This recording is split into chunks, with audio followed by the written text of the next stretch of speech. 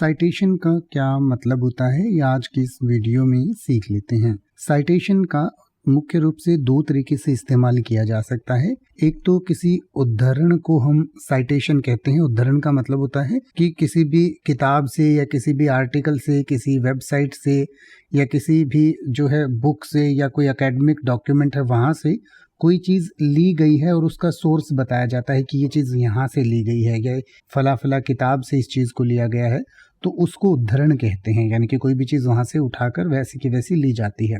इसके अलावा इसका अर्थ होता है प्रमाण, उदाहरण, दृष्टांत, उल्लेख या हवाला।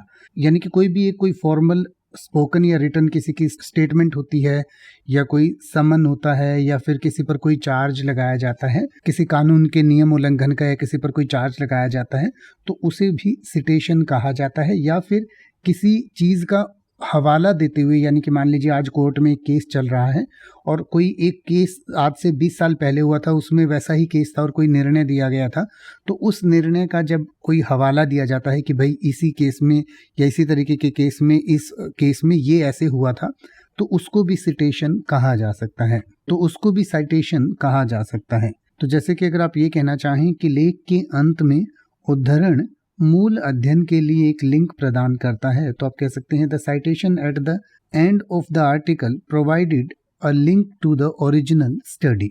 अब आप ऐसे ही किसी भी वर्ड का मतलब हिंदी और इंग्लिश में YouTube पर सर्च कर सकते हैं। आपको मेरी वीडियो मिल जाएगी जिसमें आप बिना किसी फालतू बकवास के सीधा उस वर्ड का मतलब समझ पाएंगे। तो ऐसी ही वीडियोस को देखते रहने के लिए चैनल को सब्सक्राइब करें और बेल आइकन को प्रेस करें।